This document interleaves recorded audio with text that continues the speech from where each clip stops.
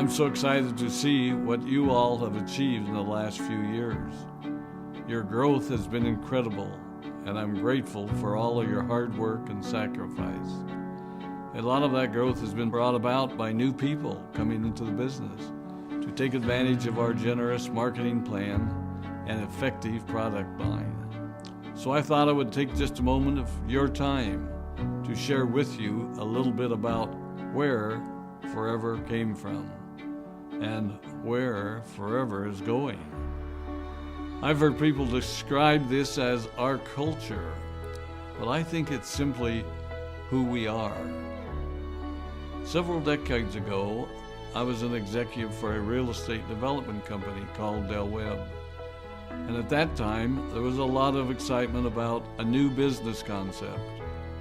And like many of my colleagues and friends, I went along to a business opportunity meeting and listened to a presentation about multi-level marketing. I immediately fell in love with the concept that people would be motivated to help each other and be able to make a living doing so. It's a beautiful thing when you think about it. Although I was enjoying my career, I didn't think that I was contributing as much as I wanted, or as much as I could, to improve the well-being of the people around me. Inspired by the concept of people helping one another, I set out to write a marketing plan that is almost identical to the one that we use today. As I developed it, I had two goals. One was to pay the highest bonuses possible and still be able to run a company effectively. Two, to build a plan that would motivate and encourage people to keep working. I wanted a plan to reward those that remain active and engaged. I love the concept of a royalty income. However, I believe that it's good for our souls to work hard. People who work hard are happier. Of course, if you work hard, you should play hard. And that was one of my motivational factors in starting Forever Resorts. It was to give people the opportunity to spend time with their loved ones and experience the wonder of nature. Next time we're together, maybe I can tell you more about my passion for our resorts, our rare animals, and spectacular natural resources.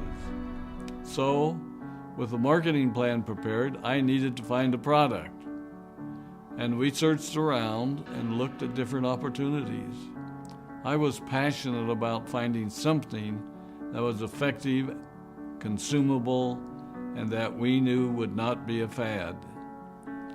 During my search, I met a group of doctors who had developed a method of stabilizing aloe vera. They convinced me of its efficacy, and we began testing the product, and were amazed by the results. We were in business. We had a fair and balanced marketing plan, a consumable, effective product, and the third ingredient, an absolute conviction that we could make a difference in the lives of the people around us. And while it might have been a bit presumptuous, we honestly believed that we could make a difference in the world. We put in generous return policies, customer service incentives, and began to build this business based on the principle of being nice to one another and helping others. The success was incredible, and we grew rapidly until Christmas of 1982. I was sitting at home with the family, and the phone rang. They informed me that there had been a freeze at our aloe plantations in Texas, and that all of our aloe was destroyed. I immediately went to the airport and flew to South Texas to see what we could do. I hoped and prayed that when I arrived, what I saw would be better than the news I'd received. But that wasn't to be the case. We had no aloe, and the business immediately began to suffer. There were some FBOs that left, but more importantly, there were those that stayed.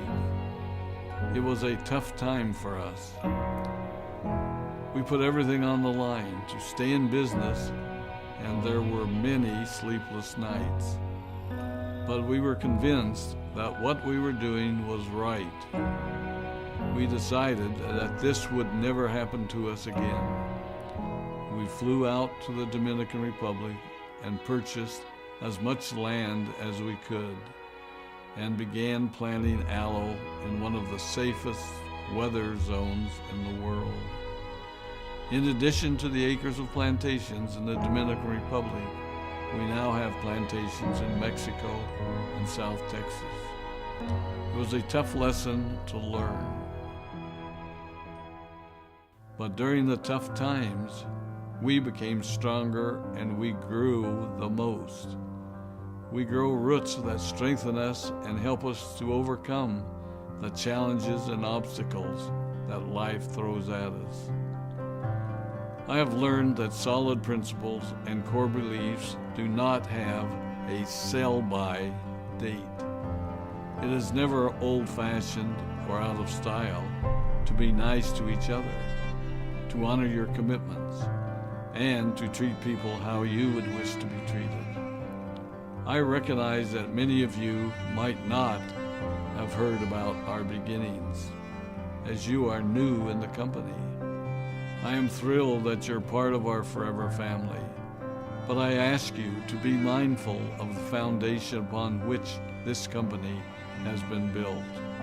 Forever was built on the principles of paying the highest bonuses possible, providing the most effective and highest quality of products, and empowering people to serve one another. There are no shortcuts to success in our business. Of course, the speed at which we reach certain levels may vary, but the fundamental principles remain unchanged and will remain unchanged as we continue our journey over the next 4 decades and longer. There will be times when a pathway will open up to you that will tempt you to take a shortcut, to buy a little more product than you may need, to make a purchase in someone else's name, or other ways in which we are tempted to give up what we want most for what we want now. Never forget that you're a part of something special, a business that has been built upon taking the road less traveled.